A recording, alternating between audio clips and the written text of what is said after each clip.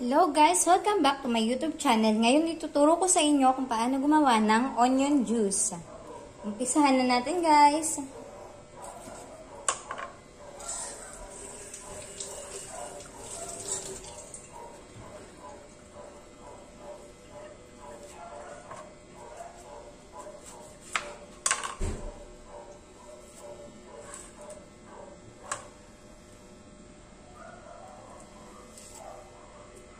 So, ayan guys, balatan lang natin yung sibuyas, isa-isa.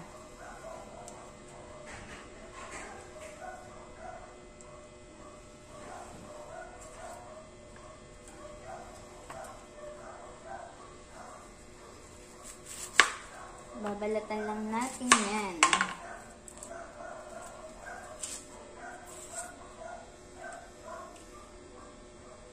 Hanggang sa matapos.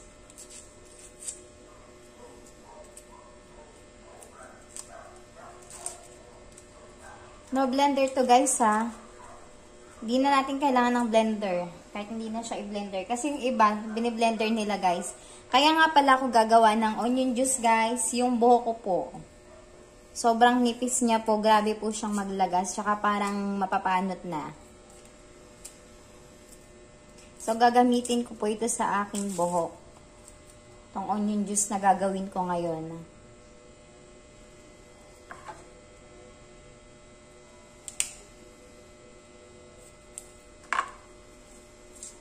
So, balatan lang natin lahat.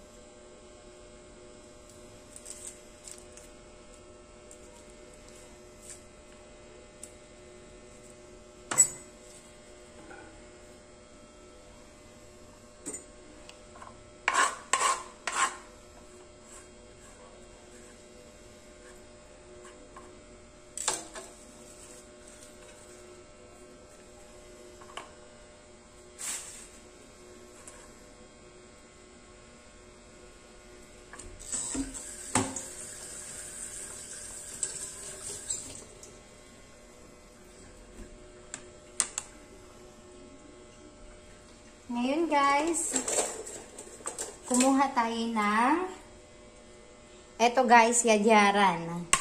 Ayan yung gagamitin natin para kahit hindi na natin siya i-blender. And eto, kumuha tayo ng mangkok. And ilagay natin dyan. At umpisahan na natin guys, yadyarin yung ating onion. Para makagawa na tayo ng onion juice for my hair. Kasi guys, yung buhok ko naglalagas. Parang mapapanot na siya. So, natatakot na ako. Kaya, gagamitan ko na siya ng onion.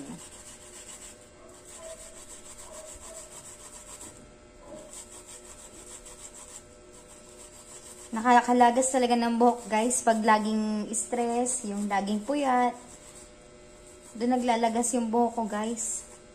Kasi nga, yung baby ko po, pag matulog, madaling araw na. And ganyan lang guys, yadyarin lang natin.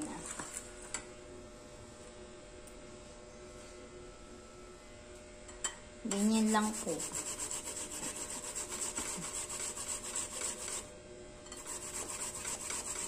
Gagamitin ko yan guys sa buhok ko. Guys, yung sibuyas nga pala, marami siyang health benefits sa ating katawan guys at sa ating pong buhok.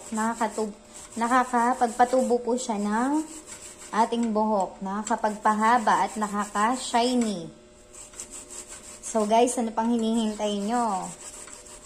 Gawa na rin kayo ng onion juice.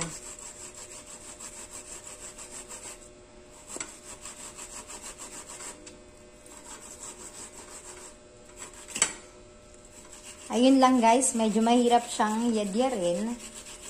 Kasi nga, naghihiwa-hiwalay siya. Pero okay lang.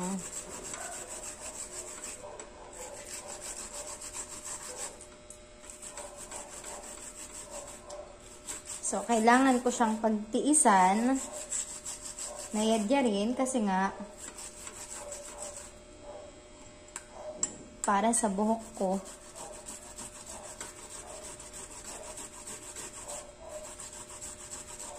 Medyo nakakasugat yung yadyaran ko, guys. Matalas siya kasi nga stainless. And nakakaiyak din, guys, yung sibuyas. Ang sakit ng mata ko.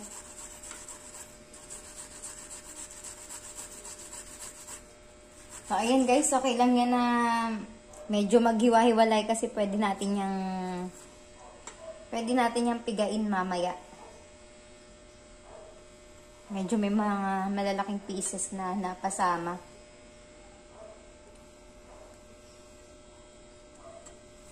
Ano ba?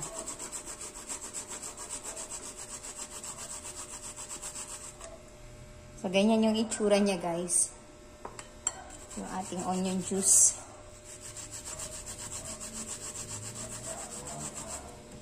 Taste lang, kahit naiiyak na, masakit siya sa mata. Para sa buhok ko yan. Nagdadagas yung buhok ko.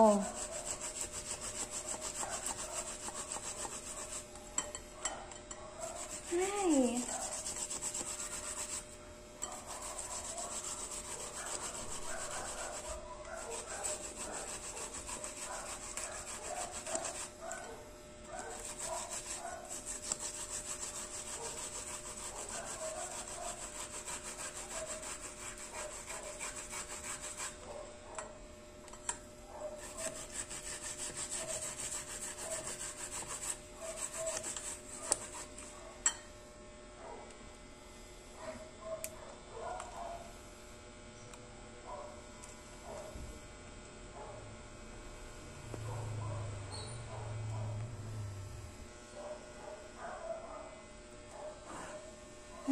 So, as of now guys, meron pang isang piraso.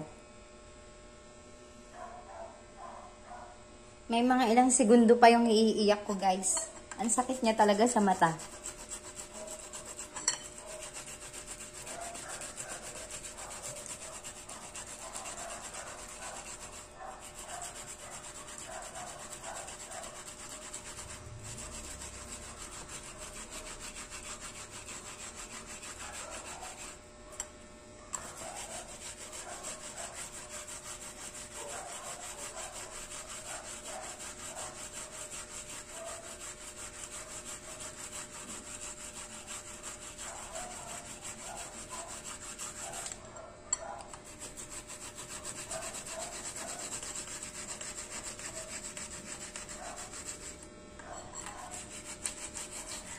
Nako guys, hindi pala segundo yung iiyak ko, minuto pa pala.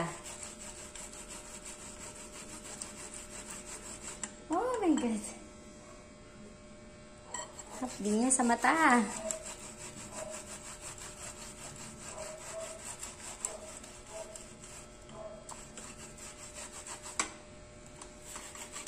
Sige, go.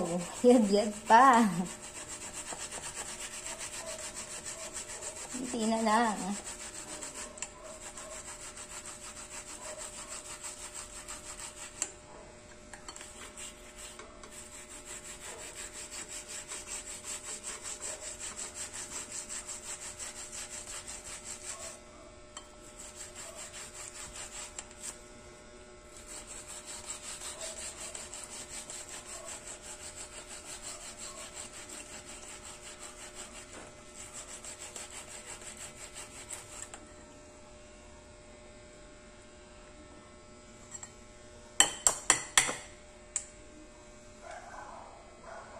So, kayurin natin siya ng kutsara.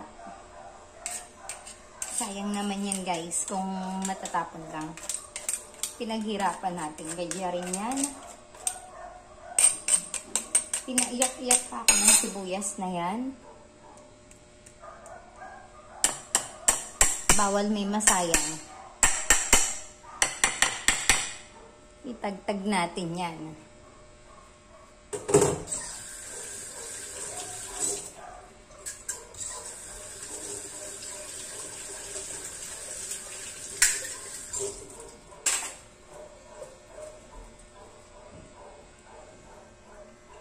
So, ngayon naman guys, kumuha tayo ng baso at pipigain na natin yung ating onion juice. So, salain natin siya guys.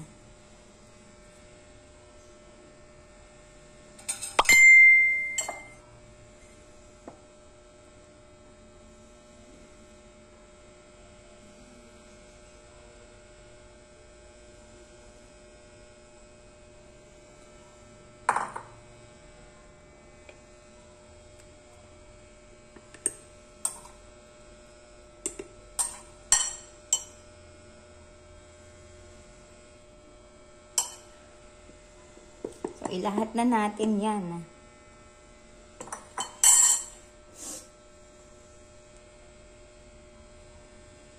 Ngayon guys, next step natin is pipigain natin siya para makuha natin yung kanyang juice. Oops, nabutas yung ating tela.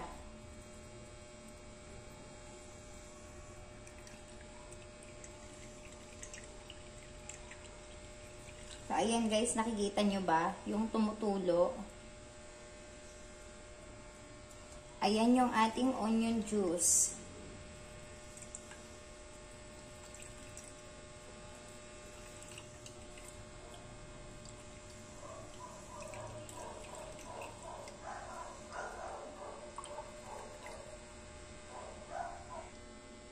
So, isalin natin guys. Para makita nyo yung kanyang kulay. So, ayan yung kulay ng ating onion juice.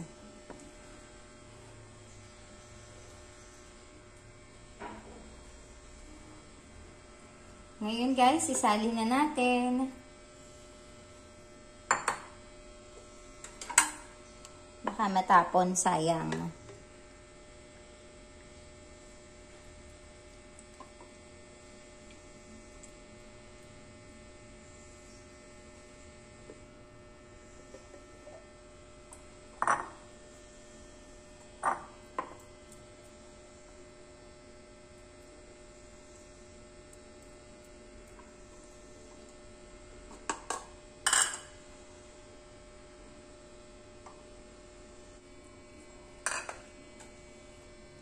Lagyan na natin siya ng takip.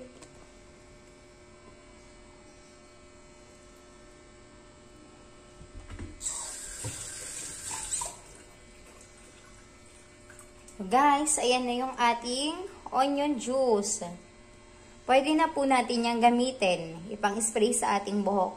Every time na, guys, yung paggamit nito, bago tayo maligo, so ibabad muna natin siya sa ating buhok ng ilang minutes. So, bahala kayo kung ilang minutes nyo ibababad. Sa akin kasi guys, ibababad ko siya ng 30 minutes. Wala naman pong problema kahit ibabad mo siya ng 1 hour, kahit matagal na oras po, okay lang po. So, ayun lang guys. Please subscribe my YouTube channel and pahit na rin po ng notification bell. At guys, pa-like and share na rin po. So, ayan na po yung ating onion juice for my hair. Thank you guys!